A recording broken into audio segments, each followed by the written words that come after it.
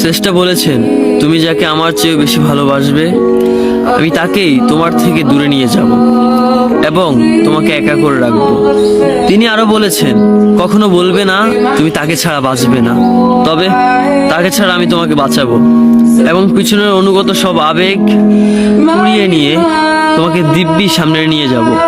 তুমি কি দেখো না, ঋতুরাও বদলে থাকে, ছায়া দেয় যে গাছটা শুকিয়ে গেছে।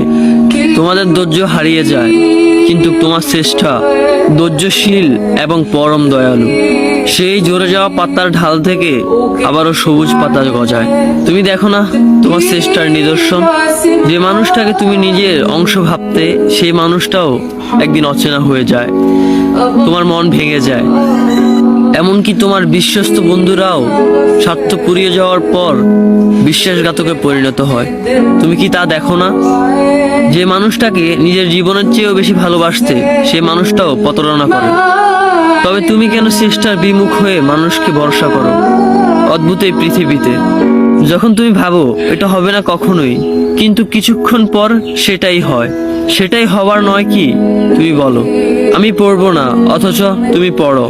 তুমি বলো আমি বিরক্ত হব না, অথচ রোজ তুমি বিরক্ত হও।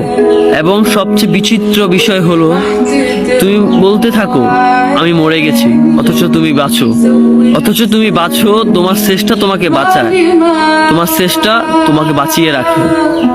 তো শুকরিয়া আদায় করো তোমার সেই সৃষ্টিকর্তা মহান রব্বুল আলামিনের উপর।